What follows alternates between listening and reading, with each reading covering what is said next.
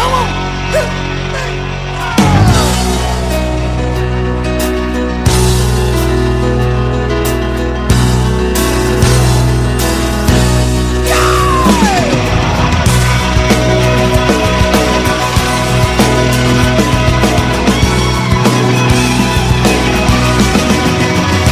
Well, good morning. Welcome back to the Broadcast Retirement Network. I'm Jeff Snyder. This is BRN Sunday for Sunday, March 12th, 2023. We've got another great show for you this week as members of the media, academia, financial services, and government stand by to analyze all the news and events for the week. So sit back, relax, enjoy this episode of BRN Sunday.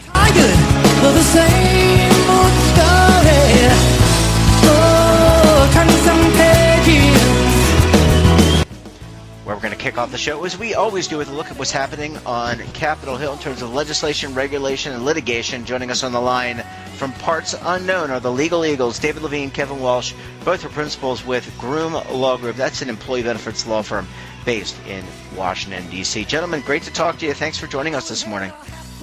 Jeff, as always, thanks for having us. It's really great to be with you. All right, Kevin, David, always a pleasure to talk to you guys. Thanks for making some time for us. I know you guys are busy this morning. Kevin, let's talk a little budget. I know that's an area of interest for you and David this week.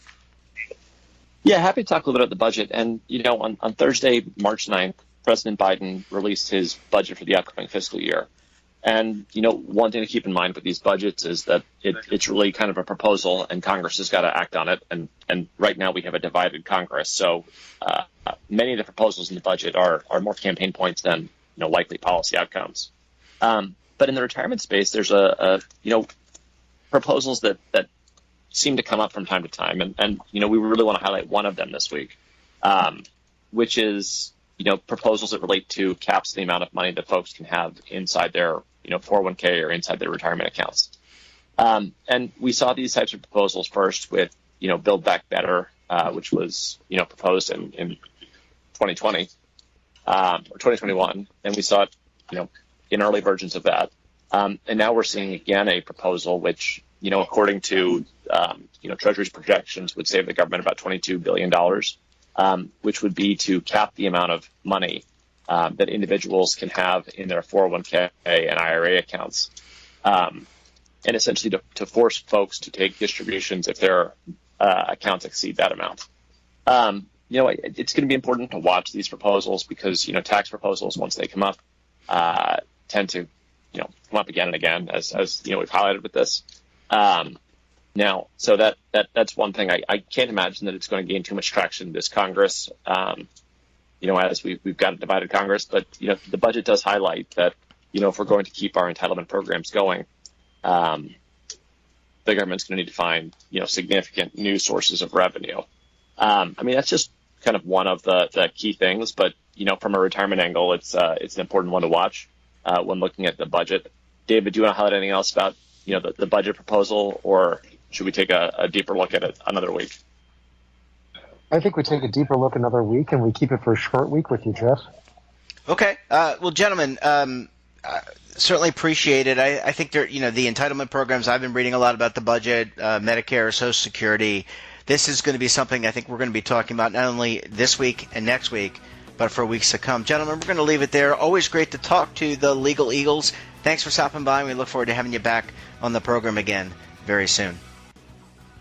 Yeah, thanks for having us on, Jeff. And, it is going to be important to watch, the revenue that needs to get raised if these long-term entitlements like Social Security and Medicare are going to remain on solid footing. So Thank you, listeners. Thank you. Bye, guys.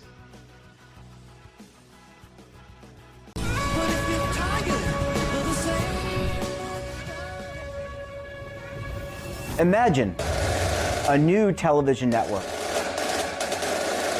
that will make you richer, healthier, and in control of your financial future.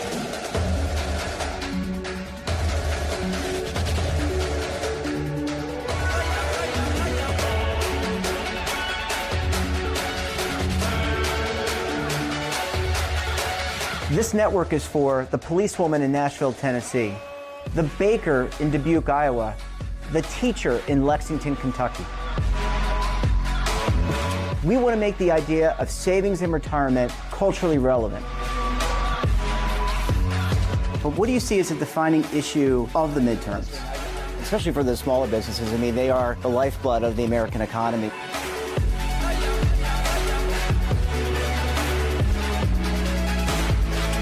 Featuring exclusive interviews, current affairs, and docuseries. 33 years old, you retired early. The philosophy is money only matters if it helps you live a life that you love. But you got to start thinking about retirement as soon as you get in.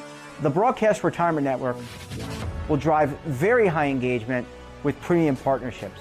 So this isn't retirement and savings for your parents or grandparents. This is for all Americans. And we're going to change the way you think about money.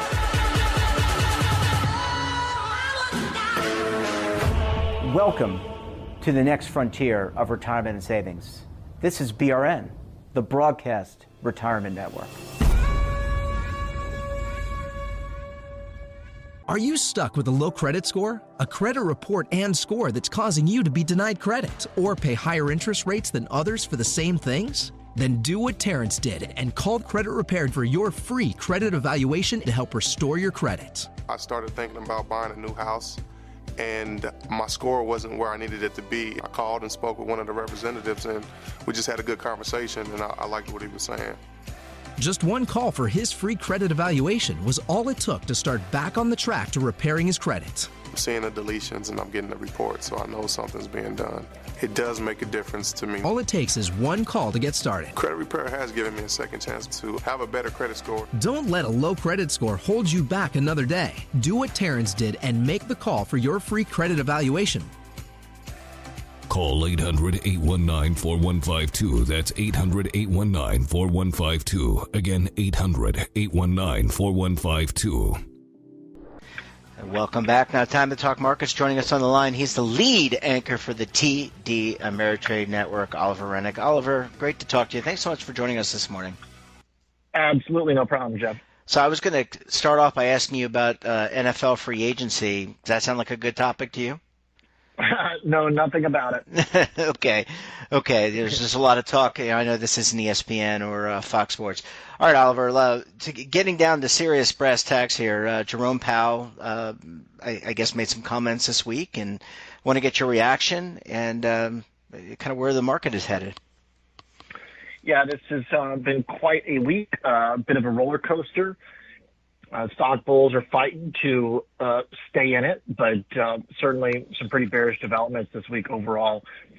It first started with Powell sounding a little bit more hawkish than he did last month in his first day of testimony.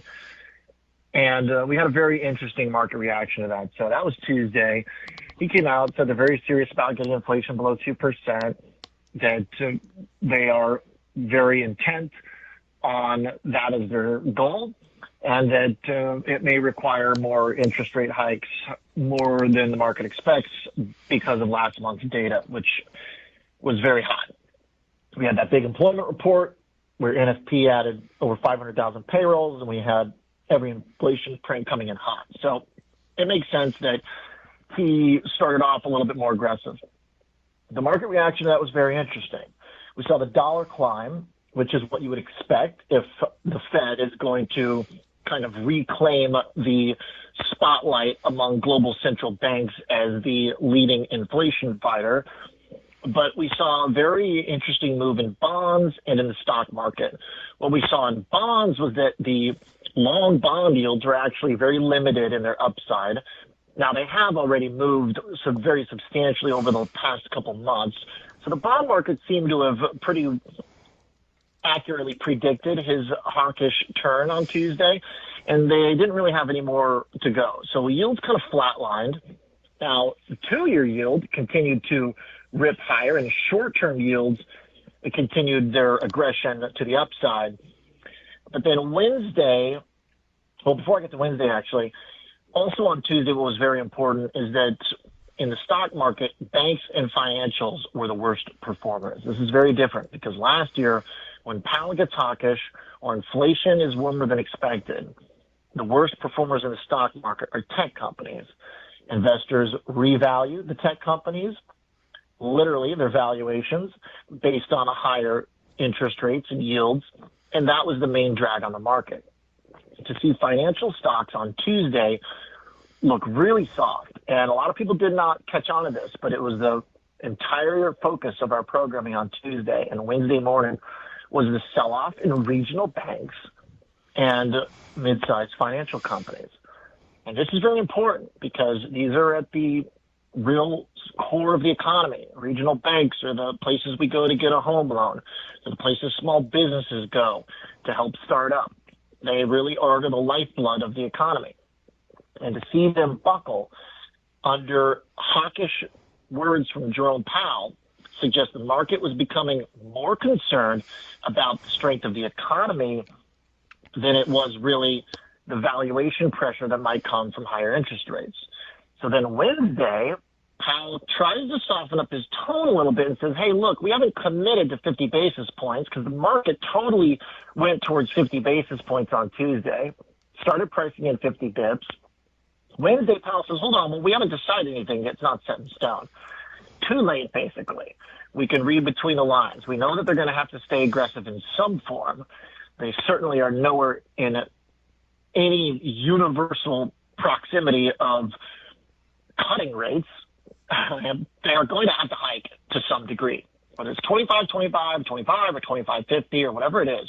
The tone that we heard from Powell after last month's data tells us he has to stay on the throat of inflation and keeping it down. But then the problem is that the market started sussing out some real instabilities in the underlying economic condition. And that takes us really into Thursday and Friday, where banks started selling off, crypto started crashing, and you had an explosive move in the bank to the crypto world, Silvergate, which just collapsed and voluntarily shuttered their operations.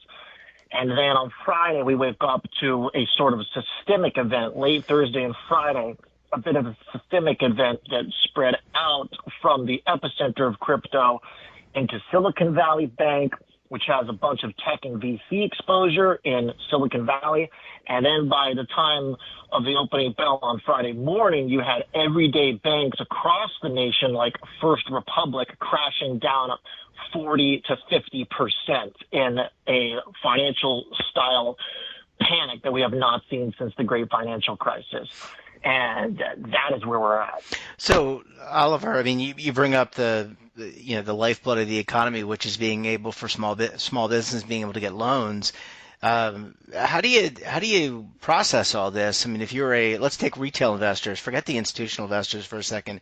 How do you process all of this? Because I would think that up until this week, there was a lot of jubilation, or maybe mid part of the week, there was a lot of jubilation that the bulls were outpacing the bears. But it sounds like, just based on your quick analysis, that it may be the other way. And so what does a retail investor make from all this? Well, yes, the strength since October has found quite a bit of bullish momentum, but we've actually been fading now in the stock market since the first week of February. So the market has not been able to maintain the strength that it found when Powell first turned dovish in February. So we've been fading, and bears have pretty much been in control since February. This week, what we saw was a real shift towards deep economic concern. And that's really important because what I've argued here for the better part of a year and a half is that the stock market is basically in a lose-lose situation right now. And we're really seeing that play out.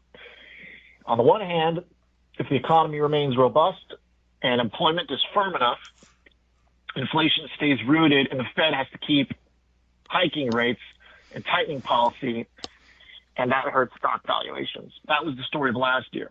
However, as everybody knows, there's this concept in markets where bad data has been good for stocks, where we get bad data and the market goes, oh, okay, the Powell doesn't have to hike as much. This can allow valuations to improve, and so they try and buy stocks. However, this has always been a flawed premise because ultimately what drives the direction of stocks long term is their earnings, fundamental connection to the economy. And so economic data should not be good for stocks when it's bad. And we finally, it seems this week, really, really lost that mantra because there was a moment when jobless claims were a little bit higher, aka worse than expected, i.e. more joblessness that analysts had expected, the market tried to rally, but it didn't get anywhere because now we're at the point where if your only option to get a less aggressive Fed is for the economy to roll over, that's bad for stocks too. So pretty much it's bad if the data is too warm in employment because it has inflationary connections and helps support inflation when people have jobs that they can spend. Or the other scenario is the economy slows down and the employment situation worsens and the productivity slows and GDP slows and earnings slow and stocks go down. This has always been the sort of inevitable outcome that I've seen, and it's, I believe, coming to fruition right now. Oliver, you talked about Silicon Valley Bank, which is the go-to for tech funding. What do we make of all this? So we have been talking with you for over a year, well over a year at this point, about the decline in some of these tech companies. I mean, what does this signal? I would think it signals that, hey, if you're running a startup, SVB may not be the place you want to go to or can go to. Does that mean you go out to other venture capital organizations to get money? And what does it mean more broadly for the tech sector if they can't access this capital? Well, it's a big deal.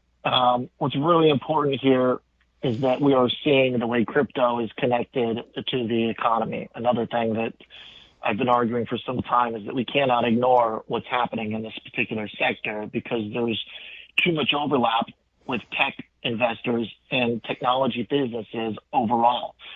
They've all gotten mixed together over the last several years, especially during the COVID pandemic. We saw very high correlations between tech companies and crypto. The people who own crypto also own tech. The people that run tech run crypto. Mm-hmm. Jack Dorsey is a perfect example. He integrates crypto into his Cash App business, into Square, changes the name to Block. That's the most extreme example. Chip makers provide crypto mining tools. I mean, there's tons of real-life connections, but the most important one is the investor base overlap between venture capital, Silicon Valley tech companies, crypto, and all of the mega cap tech that drives the overall stock market. And so Silvergate was the easiest thing to ever see coming. I mean, as we've talked many times, MicroStrategy was a client of theirs. They got over-levered. It's a classic case of just the crypto psychosis that was always doomed for failure. And so that one is arguably its own separate entity and problem, but it's really not because Silvergate was the first one to really go bust this week, and that's what set this all off. Silvergate goes bust, and then guess what? Silicon Valley. It's all in the name there. Silicon Valley Bank worked with Peter Thiel, worked with all the major venture capital companies and early tech investors, and a run on the bank happened. And they're not going to be able to redeem all of the holdings, judging by what I've read, where there are significant chunks of deposits that are uninsured. So money is disappearing. Liquidity is disappearing. There's a run on banks. And so then what happens is it progresses its way out from the crypto epicenter. Silicon Valley obviously had crypto connections, but it wasn't a pure crypto bank. Then suddenly you have other regular everyday banks that are now feeling the crunch too. And we're really seeing how interconnected this all is. And it's a bit disturbing because the crypto prices, which ultimately are causing all this, are actually pretty calm right now. And that means there's still just shy of $1 trillion in crypto. My view is that is all going to approximate to zero over time. So that is basically the size of one of the biggest tech companies in the world. What would happen tomorrow if Microsoft went to zero? That's what people should be modeling, and nobody is. Oliver, you didn't paint us a very rosy picture this week. Usually you're very optimistic, but I'm going to end this. No, I think so. Well, I think I say sometimes. I mean, I think there are always little tidbits and things. Happy, but I'm not been optimistic. Yeah, well, I mean, that's what I mean. All right, we're going to leave it there. Oliver Rennick, always a pleasure chatting with you. Enjoy the rest of your weekend, and we'll talk to you again very soon, my friend. Okay. And that wraps up this episode of BRN Sunday. Have a topic of interest, someone you think we should talk to, then drop us a line. And don't forget, for all the latest curated news in lifestyle, wellness, finance, tech, so much more, and all in one place, check out today's edition of our daily newsletter, The Morning Pulse. Want to search our archives, check out our latest content? We'll visit our website and, of course, all of our streaming partners. We're back again tomorrow with another fresh edition of BRN AM. We'll have a very special guest on a great topic. Until then, I'm Jeff Snyder. Stay safe. Keep on saving, and don't forget, roll with the changes.